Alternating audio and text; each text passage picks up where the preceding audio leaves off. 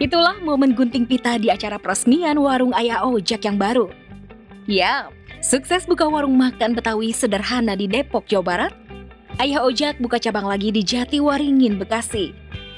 Seperti di warung sebelumnya, Ayah Ojak turun langsung loh buat masak dan juga melayani para pengunjung. Menariknya, para pengunjung yang sebagian besar fansnya Ayu Ting Ting sengaja datang jauh-jauh dari berbagai daerah buat nikmatin makanan khas Betawi ala Ayah Ojak.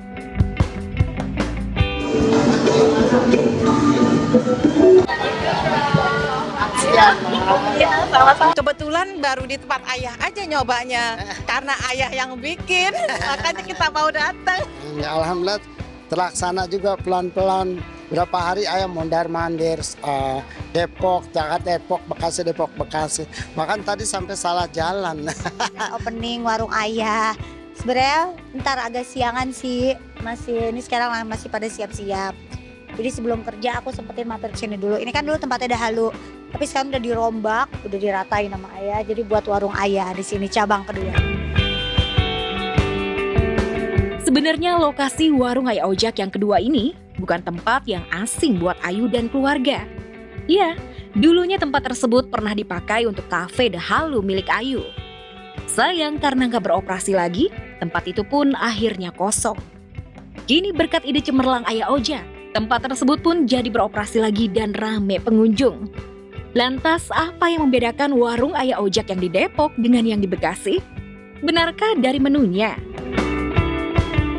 Menu barunya jengkol berontak. Nah, ya sebut jengkol berontak karena itu kan jengkolnya memang campur-campur. Jadi benar-benar menu yang namanya bikin sendiri, nggak nama-nama yang udah ngetren. Ya udah kita bikin nama yang asingnya aja gitu. Sih sama aja sih ya, nggak ada yang ngebedain. Cuma kalau di sini mungkin tempatnya lebih luas. Kalau di warung ayah sana kan memang rumahan Betawi banget gitu kan. Kalau di sini lebih lebih lega dan lebih adem aja gitu, bisa dipakai buat lebih banyak orangnya, apalagi buat teman-teman yang mungkin selama ini belum pernah datang ke Depok, yang sekitaran Jakarta sini kan bisa langsung datang nyoba ke sini juga, lebih deket gitu.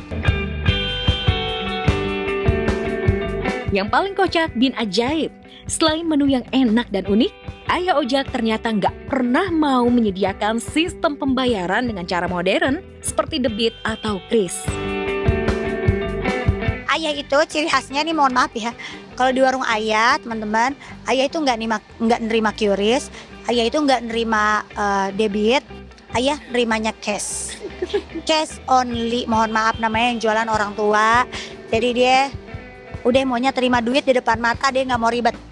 Padahal kalau kita anak muda mikirnya ayah kan biar nggak ribet pakai ini. Enggak deh, gua nggak mau. Datang ke warung gua bayar, udah jadi gua setiap malam, setiap pagi sebelum tidur dan bangun tidur, itu pasti ayah sendiri yang ngecek keuangan dan lain-lain.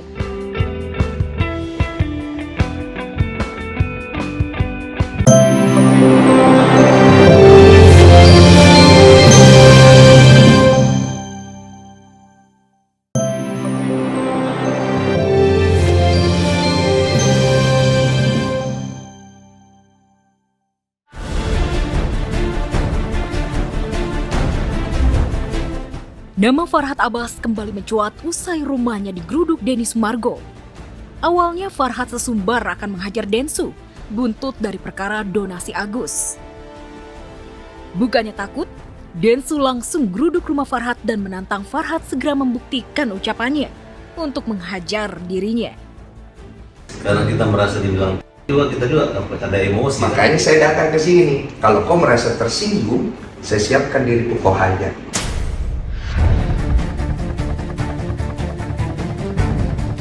Farhat memang selalu kontroversial. Ucapan dan tindakannya kerap menyulut konflik dengan pihak lain.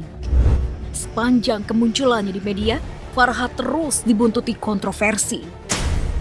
Jauh sebelum berseteru dengan Densu, Farhat pernah terlibat perseteruan panjang dengan Ahmad Dhani. Dhani sampai melaporkan Farhat ke polisi atas pencemaran nama baik terkait cuitan Farhat yang bernada menghina ke Dhani. Dhani kemudian menghantam balik Farhat lewat cara halus, yaitu dengan memunculkan seorang anak laki-laki bernama Gusti Raihan yang diklaim Dhani telah ditelantarkan Farhat. Kalau misalnya ayahnya tetap tidak mengakui dan tetap tidak mau memberikan biaya pendidikan, nggak usah biaya hidup ya, biaya pendidikan aja supaya anaknya bisa punya kesempatan untuk meraih cita-cita yang tinggi. Kalau memang ayahnya tidak berkenan, ya saya yang membiayai nanti sekolahnya sampai dia lulus sekolah. Farhad juga pernah terlibat konflik dengan Bunda Korla saat nama Bunda Korla tiba-tiba melejit di sosial media dengan gaya kocak dan jogetannya. Farhad tiba-tiba muncul dan mengancam Bunda Korla akan melaporkannya ke polisi. Farhad menuding Bunda Korla telah meracuni anak Indonesia dengan aksi pornografi. Jadi telah kami kumpulkan bukti-bukti yang menyangkut adanya kegiatan pornografi gerak, kata-kata, suara, gambar, pakaian yang dimana kita anggap melanggar undang-undang pornografi.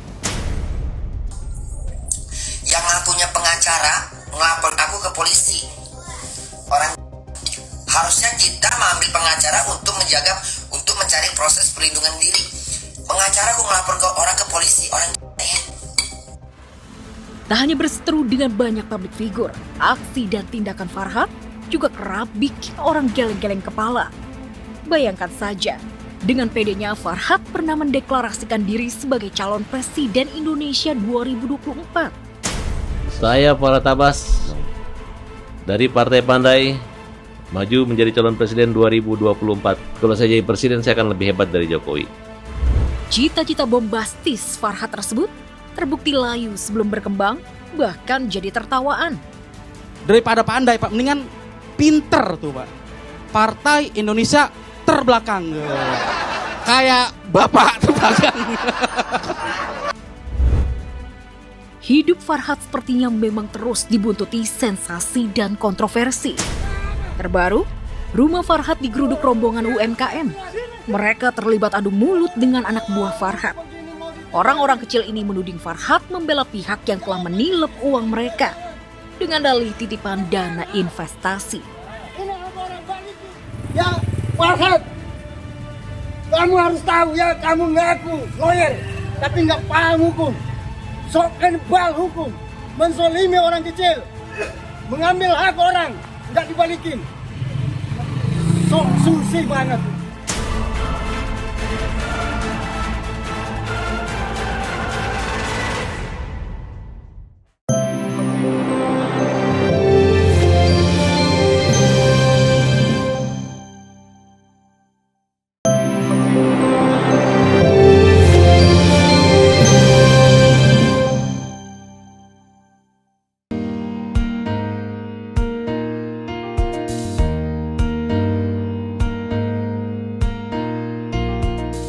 Rina Nose emang ada aja idenya ya Best Obsesi?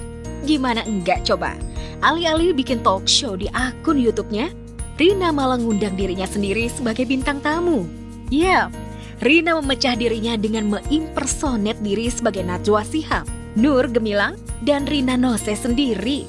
Meski acara berjalan dengan serius, tapi kesan kocak nggak bisa dihindari lantaran dialog-dialog mereka yang kontradiktif. Alhasil banyak warganet yang terhibur dengan aksi kocak Rina ini. Selamat datang di Mata Aja, saya aja gak siap, tuan rumah Mata Aja. Dan sudah hadir di studio terasi kali ini, Teh Rina Nose dan Nur Gemilang. Ya, ini pertama kalinya kalian bertemu di studio terasi. Apakah ini indikasi bahwa kalian memang sedang tidak baik-baik aja atau gimana? Oh, itu mah si Rina sih ya yang punya masalah sama gua. Soalnya dia ngerasa hilang pamor saprak ada. Mending lu benerin alis lu ke tukang elas deh, Nur. Waduh, belum apa-apa udah debat nih. Nya, soalnya kita jauh di mata, debat di hati. Muka sama leher lu tuh yang debat. Mau debat, ya mah beda circle. Eits, sebelum jadi 3 tokoh tadi, Rina Nose juga udah sering banget mengimpersonate banyak karakter, di antaranya Krisdayanti dan Syahrini. Dan semua karakter itu selalu berhasil dibawakan dengan total oleh Rina dan auto bikin netizen terkagum sekaligus ngakak. Temani aku rembulan, diriku lagi terbakar, cinta, terpesonanya aku, hati tak kunjung. So, sebenarnya kayak gimana sih cara Rina agar bisa plek-ketiplek meniru karakter orang? Rina gimana bisa misalnya disuruh niruin Syahrini dong gitu. Pokoknya yang belum ada di otak gue nggak akan bisa, nggak akan bisa. Misalnya tahu-tahu coba siapa yang gue belum tahu, gimana kebiasaannya, gaya ngomongnya belum tahu, nggak akan bisa. Kalau Karina itu berapa lama biasanya untuk mempelajari satu karakter? Kalau waktunya nggak tahu, cuman kalau semakin sering lihat, semakin sering denger, tuh pasti akan lebih masuk alam bawah sadar gitu. Masuk, Balik lagi, observe, kesurupan. Hebatnya bukan hanya bisa mengimpersonate sosok perempuan. Rina Nose juga always berhasil meniru gaya bicara dan pembawaan banyak tokoh laki-laki di Indonesia. Gak percaya? Lihat deh cara Rina impersonate jurnalis senior Indonesia Karni Ilyas. Pemirsa, kita akan rehat dulu sejenak. Pemirsa, setelah 2 bulan, malam ini kita bertemu kembali.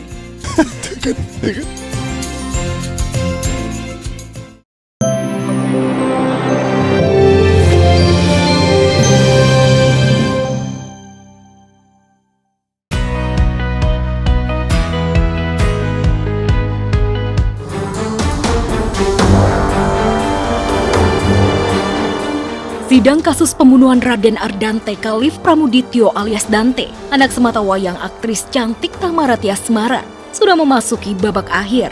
Sidang vonis untuk terdakwa Yuda Arfandi.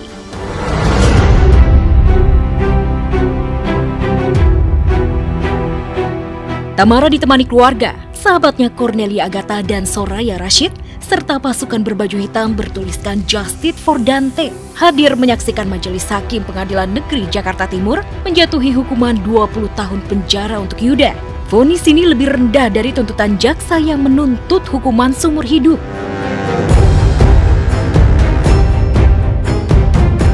Selesai vonis, Yuda pun langsung mengajukan banding. Penjatuhan pidana terhadap terdakwa Yuda Arfandi oleh karena itu dengan pidana penjara selama 20 tahun.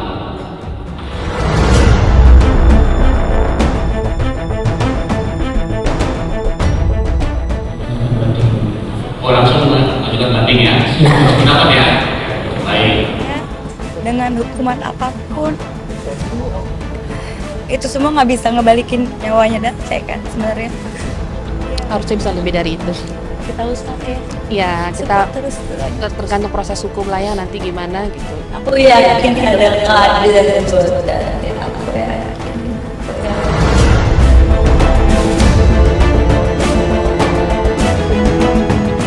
Lantas, bagaimanakah reaksi Tamara Tiasmara saat melihat Yuda langsung naik banding setelah divonis 20 tahun penjara?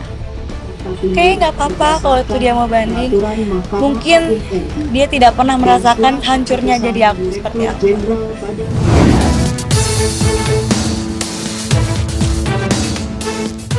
Selegram Cut Intan Nabila tak kuasa menahan air mata kesedihan bertemu lagi dengan suaminya Armor Toreador dalam sidang lanjutan kasus KDRT yang digelar di Pengadilan Negeri Cibinong, Bogor, Jawa Barat. Tak hanya mengawal sidang KDRT yang beragendakan eksepsi atau pembelaan Armor. Pada kesempatan tersebut, Intan juga pamit dan minta izin kepada Armor untuk mengajukan gugatan cerai. Masalah perceraian. Beri kabar anak sama apa ya? Istilahnya pamit ya Tan ya. Ya. Sedih sih. Tapi emang ini yang harus dijalanin, yang terbaik juga. Ya kita serahin aja lah semuanya ke Allah, gimana baiknya ke depan. Doain ya, kalau semuanya sudah lengkap, berkas lengkap, kita ajukan minggu depan insya Allah. Nah, Armor belum tahu nih, belum cerita kalau Armor tahu. Belum ada komunikasi kita tentang gugatan cerai itu. Kita lihat dulu nanti ya.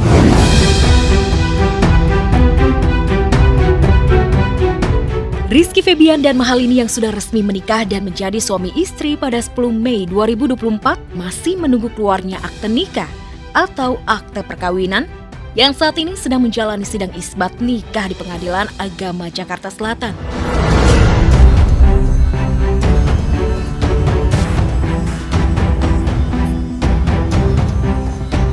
Momen Ikilini pamer buku nikah usai prosesi ijab kabul masih terus menjadi pertanyaan publik. Banyak yang berspekulasi mengenai keaslian buku nikah tersebut. Mahal ini sudah mualaf ya pada saat menikah di tanggal 10 Mei. Memang dia mualaf itu di tanggal 8. Jadi memang ada kendala administrasi yang memang harus diselesaikan. Mungkin pas di tanggal 10-nya masih ada yang belum selesai. Itu sah secara agama dan agama sah. Sah dan negara sebenarnya sah. Cuma kan ada teknisnya. Mungkin waktu itu bukunya benar atau tidaknya ya buat kami mungkin itu bisa ditanyakan langsung ke pihak WO-nya ya atau KUA-nya ya gitu.